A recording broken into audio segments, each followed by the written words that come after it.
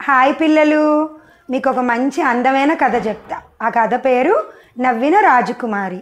అనగనగనగనగా ఒక రాజు ఉన్నాడు. ఆ రాజుకి చాలా అందమైన కుమార్తె ఉంది. ఆ రాజకుమారికి చాలా సంబంధాలు, చాలా దూరపు నుంచి రాజులందరూ నేను వివాహం చేసుకుంటాను, నేను మ్యారేజ్ చేసుకుంటానని అందరూ ముందుకు వచ్చేవారు. ఎందుకంటే ఆ అమ్మాయి, ఆ రాజకుమారి చాలా అందంగా ఉండేది. ఆవిడ అందము చుట్టుపక్కల ఉన్న అన్ని దేశాలకి అసలు ఆ పలానా రాజుగారు అమ్మాయి చాలా అందంగా ఉంటుంది అని చెప్పి అలా వార్త ఆ నోట ఈ నోట అందరికీ తెలిసిపోయింది. ఆ రాజకుమారిని వివాహం చేసుకోవాలని ఎంతమంది రాజులు వచ్చినా ఆ రాజకుమార్తె మటుకు ఎవరిని ఇష్టపడేది కాదు. ఆవిడకి మనుషులంటే ఒక రకమైన కొంచెం అసహ్యం. ఇంకొక ప్రాబ్లం ఏంటంటే ఆ రాణి, ఆ రాజకుమారి ఎప్పుడు నవ్వేది కాదు. ఎప్పుడు ఆవిడని నవ్వడం ఎవ్వరు చూడలే. ఆ రాజుగారికి ఇంకా చాలా బెంగ పట్టేసుకుంది. ఏంటిది, ఆయన బెంగ పెట్టేసుకుని ఇంకా లాస్ట్లో సిక్ అయిపోవడం మొదలెట్టారు. ఏంటిది రాజకుమారి అసలు ఎప్పుడు నవ్వదు, అసలు ఎవరు రాజకుమారులు ముందుకొచ్చినా ఇష్టపడట్లేదు పెళ్లి చేసుకోవడానికి, ఎలాగా, నేను చూస్తేనేమో పెద్దవాడిని ముసలివాడిని అయిపోతున్నాను, రాజకుమారి ఒక ఇంటిది అయిపోతే బాగుండు అని దిగులు పెట్టేసుకున్నాడు. ఇంకా ఆయన ఒకరోజు ఒక నిర్ణయానికి వచ్చి ఊరు మొత్తం, ఆ రాజ్యం మొత్తం చాటింపేశారు. ఎవరైతే ఆ రాజకుమారిని నవ్విస్తారో వాళ్ళకి ఆ రాజకుమారిని ఇచ్చి వివాహం చేపించడమే కాకుండా అర్ధరాజ్యం అంటే హాఫ్ కింగ్డమ్ ఆ అబ్బాయికి ఇచ్చేస్తారు. ఆయన రాజకుమారుడినే రాజకుమారే అవ్వక్కర్లా, ఎవరైనా అవ్వచ్చు. ఒక సామాన్య మానవుడు వచ్చి రాజకుమారిని నవ్వించినా కూడా వివాహానికి రెడీ అని చెప్పి చాటింపేయించారు. చాటింపేయిస్తే ఎంతమంది అసలు ఆ జోకర్ వేషాలు వేసుకుని, జోక్స్ చెప్తూ, పగటి వేషాలు వేసుకుని రాజకుమారిని నవ్విద్దామని చాలా ట్రయల్స్ వేశారు. ఎక్కడెక్కడి నుంచి పక్క దేశాల నుంచి, చిన్న పల్లెటూర్ల నుంచి అసలు అందరూ వచ్చి అరే మనకి సగం రాజ్యం వస్తుంది కదా అని చెప్పి చాలా ట్రై చేశారు. అయినా కూడా రాజకుమారిని ఎవ్వరూ నవ్వించలేకపోయారు. ఇంక ఎలా అని చెప్పి రాజుగారు అయితే చాలా బెంగ పెట్టేసుకున్నారు. ఇదేంట్రా బాబు, ఎలాగ ఈ రాజకుమారిని ఎవ్వరు నవ్వించలేకపోతున్నారు అని చెప్పి దిగులు పెట్టేసుకున్నారు. అదే రాజభవనం దగ్గరలో ఒక చిన్న ఇంట్లో ఒక రైతు ఉండేవాడు. ఆ రైతుకి 3 కొడుకులు.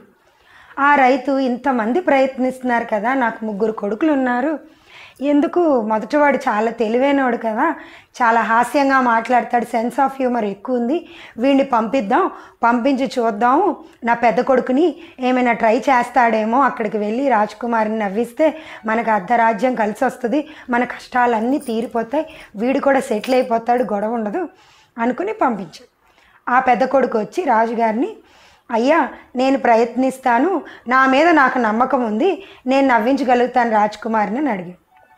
అలాగే ప్రయత్నించి ఇప్పటి వరకు ఎంతమంది ప్రయత్నించారు, నువ్వొక్కడు ప్రయత్నించిన దాని మూలాన్ని నాకేమీ పోయేది లేదు, కానీ గుర్తుపెట్టుకో, నువ్వు మటుకు ప్రయత్నించి గెలిస్తే నీకు అర్ధరాజ్యం రాజకుమారి, గెలవకపోతే 3 కొరడా దెబ్బలు, అది గుర్తుపెట్టుకుని ముందుకెళ్ళు అని. నా తెలివితేటల మీద నాకు చాలా నమ్మకం ఉన్నాయి, నేను నవ్వించగలుగుతాను, నేనెందుకు ఓడిపోతానని చెప్పి రాజకుమారి దగ్గరికి బట్టలతో పాటు ముందుకు తీసుకెళ్ళి బట్టలతో పాటు ముందుకెళ్ళి రాజకుమారికి ఆ జోక్స్, ఈ జోక్స్, పిచ్చి చేష్టలు, సర్కస్ ఫీట్లు వేసి ట్రై చేసి రాజకుమారి ఇంత కూడా నవ్వలేదు. ఆడి ప్రయత్నాలన్నీ ఫెయిల్ అయిపోయినాయి. రాజుగారి దగ్గరికి వచ్చి నేను నవ్వించలేకపోయానంటే ఓకే, 3 కొరడా దెబ్బలు బట్టలతో పాటు తినిపించి 3 దెబ్బలు కొట్టించారు. ఆడమ్మ అయ్యా అనుకుంటూ ఆ దెబ్బలు తిని ఇంటికి వెళ్ళిపోయాడు.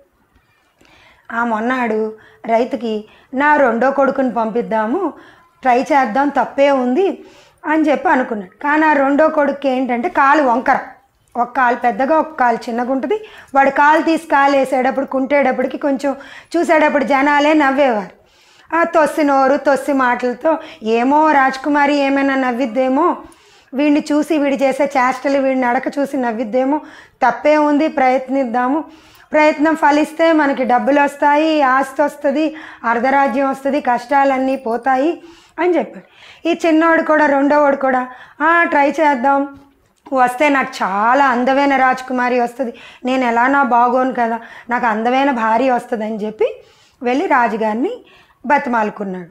రాజుగారేమో యాజ్ యూజువల్ సేమ్ రూల్, నువ్వు గెలిస్తే ఓకే, నువ్వు మటుకు ఓడిపోతే 3 కొరడా దెబ్బలు. వెళ్ళాడు, బట్టలతో పాటు రాజ్కుమార్తె ఎదురుగుండా నుంచోబెట్టారు. వాడి ప్రయత్నాలు వాడు చేశాడు, మళ్ళీ ఓడిపోయాడు. రాజ్కుమారి అస్సలు నవ్వలేదు, అసలు ఆనందపడలేదు. వీడి చేష్టలకి ఇంకా చిరాకు వచ్చింది రాజ్కుమారికి. మళ్ళీ బయటకు వచ్చి రాజా మహారాజా నేను ఓడిపోయాను, నా వల్ల కాలేదంటే ఓకే 3 కొరడా దెబ్బలు తిని వెళ్ళు అన్న. బాగా చితక్కొట్టారు, కొరడా దెబ్బలతో బాగా కొట్టారు. నొప్పులతో ఇంటికి వెళ్ళాడు.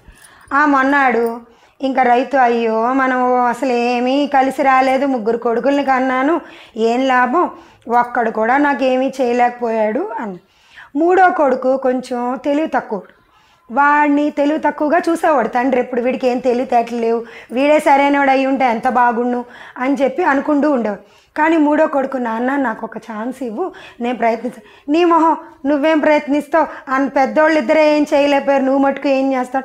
లేదు నాన్న, ప్లీజ్ నాన్న, నేను వెళ్తాను రాజుగారి దగ్గరికి, నేను ట్రై చేస్తాను, ఒకసారి నాకు ఛాన్స్ ఇప్పించు అంటే ఓకే వెళ్ళు, నాకేం పోయేది, ఇప్పుడు వాళ్ళిద్దరూ కొరడా దెబ్బలు తిని వచ్చారు, రేపు నువ్వు కూడా కొరడా దెబ్బలు తినిరా, నాకేం పోయేది, నువ్వే కదా తినేది కొరడా దెబ్బలు అని చెప్పి పంపించాడు. 3వ వాడు వెళ్ళి దండం పెట్టి రాజుగారికి, మహారాజా నేను పలానా రైతు కొడుకుని, నేను వచ్చానంటే ఏంటి నువ్వు కూడా రాజకుమార్తెని పెళ్లి చేసుకుందాం, వివాహం చేసుకుందాం అని వచ్చాను. లేదు రాజుగారు మహారాజా, నాకు మీ సంస్థానంలో ఏదైనా చిన్న పని ఉంటే ఇప్పించండి. పని కోసం వచ్చాడు కదా, పోన్లే ఓకే, అయితే నువ్వు అక్కడ చెరువు, ఊరవతల చెరువు ఉంది కదా, ఆ చెరువు నుంచి రోజు కావలితో నీళ్లు మోసుకొచ్చి మన రాజభవనంలో పోయాలి అని. ఓకే మహారాజా అని చెప్పాడు. హ్యాపీగా వీడు కూడా రోజు కావలి మోసుకుంటూ వెళ్ళి ఆ రాజ్యం చివరినున్న చెరువులోంచి కావలితో నీళ్లు మోసుకుంటూ తీసుకొచ్చాడు. అలాగే రోజు మోసుకొస్తుంటే ఒకరోజు అనుకోకుండా ఆ చెరువులో బింది వేయంగానే నీళ్లు తోడదామని చెప్పి అప్పుడు రాజుగారు నది నుంచి నీళ్లు తీసుకొచ్చే పని అప్పగించారు. రోజు ఈయన పొద్దున్నే వెళ్ళి 2 బిందెలతో నీళ్లు మోసుకొచ్చి నీళ్లు నింపి కావడి మీద పెట్టుకుని తీసుకురావాలన్నమాట రాజ్యంలోకి. ఊరవతల చిన్న చెరువులోంచి మోసుకురావాలి. రోజు వెళ్ళినట్టే వెళ్తూ ఉన్నాడు. ఒకరోజు మటుకు ఆ నీళ్ళ బింది నీళ్ళల్లో, అది రివర్లో చెరువులో ముంచంగానే ఒక పెద్ద చేప పడింది బిందులోకి. చేప చూస్తే చాలా బాగుంది, అరే భలే ఉందే అనుకుని ఇంకా నీళ్ళ బిందులో ఆ చేపను తీసుకుని రాజ్యానికి వెనక్కి తిరుగుబాటు పట్టాడు. అప్పుడు ఆ దోవలో ఒక అవ్వ కనిపించింది. ఆ అవ్వ చూసి అరే చేప భలే బాగుందే అని అంటూ దగ్గరకు వచ్చింది. ఈలోగా ఇతను అవ్వ చేతిలో ఉన్న ఒక బాతుని చూసి అసలు ఆశ్చర్యపోయాడు. మేలిం బంగారం రంగులో ఆ బాతు చాలా చూస్తుంటే చూడముచ్చటగా ఉంది. దాని బాతుని చూసి అవ్వ నీ చేతిలో ఉన్న బాతు చాలా బాగుంది, అసలు ఎంత బాగా మెరిసిపోతుందో, నాకు ఇవ్వచ్చు కదా ఈ బాతుని అని అవ్వని అడిగి. అవ్వ అన్నది, అలా అయితే నీ బిందులో ఉన్న చేపని నాకు ఇచ్చి నా బాతుని నువ్వు తీసుకో అంది. అలాగే బిందులో ఉన్న చేపని తీసుకో నువ్వు, నాకేమో ఆ బాతుని ఇవ్వు అని ఇద్దరు అగ్రిమెంట్ మీద వచ్చి మార్చుకున్నారు. కానీ అవ్వ వెళ్ళిపోయే ముందు ఒక చిన్న మాట చెవులో చెప్పింది వాడికి. ఏంటంటే ఈ బాతు మామూలు బాతు కాదు, దీనికి కొన్ని పవర్స్ ఉన్నాయి, దీన్ని ఎవరైనా ముట్టుకుని నిమురుతూ ఉన్నప్పుడు నువ్వు గనక మనసులో అంటుకుపోయిరా అన్న ఒక శ్లోకాన్ని అన్నావంటే అది బాతుకెళ్ళి వాళ్ళ చెయ్యి అతుక్కుపోయి వాళ్ళు వచ్చేస్తారు నీతో పాటు, నీ అమ్మటే వచ్చేస్తారు నీతో పాటు వచ్చేస్తారు అంటే. ఓ అదే మహిమగల బాతు అనమాట, ఇది చాలా బాగుంది అని అనుకుని ఈ బాతు ఉందనుకో, ఈ బాతుని నేను నీళ్ళల్లో ముంచితే నేను రోజు బోల్డ్ చేపల్ని, ఆ చేపలు వెళ్ళి దానికి అతుక్కుపోతాయి కదా ఫిష్లు, అప్పుడు నేను బోల్డ్ చేపలు పట్టుకోవచ్చు కదా, నాకు ఇంకొక పని దొరుకుద్ది కదా, చేపలను అమ్ముకోవచ్చు కదా, నేను ఈ నీళ్ళ పనితో పాటు ఫిష్ పని కూడా చేసుకోవచ్చు కదా అని ఐడియా వేసాడు వీడు. అని అనుకుంటూ ముందుకు వచ్చేటప్పటికి ఆ దోవలో ఇంకొక ముసలిది అలా వెళ్తూ చూశాడు. ఆ ముసలిది వచ్చి అరే నీ చేతిలో బాతు భలే బాగుందే, నేను ఒక్కసారి ముట్టుకోవచ్చా అని అడిగితే నువ్వు ముట్టుకో కానీ ఆ బాతుకున్న ఈకల మటుకు లాక్కు ఊరికే ముట్టి నిమురు చాలు ముట్టుకో, అలా పాము అంతే అని.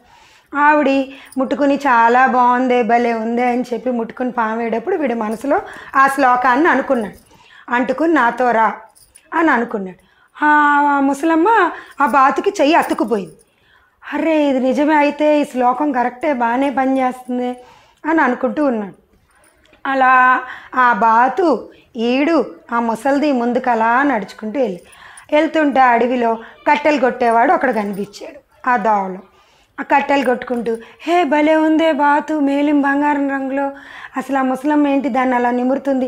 వాడికి కూడా మనసులో నేను కూడా ఒకసారి దాన్ని నిమరాలి అనిపించింది, ఒకసారి నన్ను కూడా ముట్టుకోనివ్వా అంటే, ముట్టుకో ఏం పర్వాలేదు అని చెప్పి ముట్టుకుందాం అని చెప్పి ముందుకు వచ్చేటప్పటికి దాన్ని ముట్టుకోగానే ముసలి దాని దగ్గరకు రాగానే అలా చెయ్యంగానే అంటుకుని నాతో రా అని చెప్పి వీడు ఆ శ్లోకం చదువుకున్నాడు మనసులో. ఆ ముసలి దానికి అతుకుపోయి వీడు కూడా నడుచుకుంటాడు. అలా వీడు వెనకాల ఆ ముసలిదాన్ని వెనకాల కట్టెలు కొట్టేవాడు.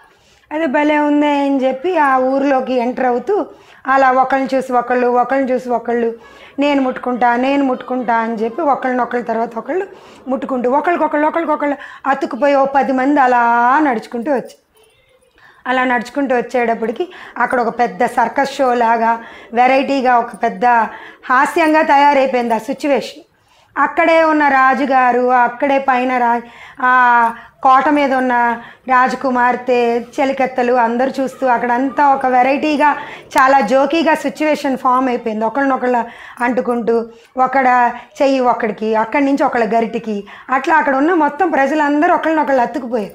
ఆ చుట్టూ సర్కిల్ ఫామ్లో పరిగెట్టడం ఇదేదో భలే ఉందని చెప్పి ఇంకా అసలు ఆ రాజకుమార్తె నవ్వు ఆపుకోలేక పగలబడి నవ్వేసింది. అసలు ఇంకా రాజుగారి కింద నుంచి చూసి, అరే రాజకుమార్తె ఎలా నవ్వుతుందో, అసలు చిన్నతనం నుంచి ఆపుకున్న నవ్వంతా చాలా గట్టిగా నవ్వడంతో అసలు చాలా హ్యాపీ అయిపోయి ఆ రైతు 3వ కుమారుడు గెలిచి ఆయనకి అర్ధరాజ్యం ఇచ్చి రాజకుమార్తెకి పెళ్లి చేసి అసలు ఇంకా చాలా సిచ్యువేషన్ అంతా చాలా హ్యాపీనెస్గా మారిపోయింది. ఎప్పుడు నవ్వని రాజకుమారి నవ్వుతూ ఉండిపోయింది. నీతి ఏంటంటే పిల్లలు, తెలివితేటలుంటే ఎంతటి పనినైనా సాధించవచ్చు. ఈ కథలో నీతేంటి పిల్లలు, కండబలం కన్నా బుద్ధిబలం చాలా గొప్పది. డియర్ ఫ్రెండ్స్, ఈ వీడియో మీకు నచ్చినట్లయితే ఒక లైక్ కొట్టండి. ఈ విషయాన్ని మీ ఫ్రెండ్స్కి కూడా తెలియజేయాలంటే ఒక షేర్ కొట్టండి. ఇలాంటి మరిన్ని ఆసక్తికరమైన ఉపయోగకరమైన సమాచారం తెలుసుకోవాలనుకుంటే మా ఛానల్ని సబ్స్క్రైబ్ చేసుకుని పక్కనే ఉన్న బెల్ ఐకాన్ని క్లిక్ చేయడం ద్వారా మేము చేసే ప్రతి వీడియో వెంటనే మీ మొబైల్లో నోటిఫికేషన్ గా పొందవచ్చు. Thanks for watching.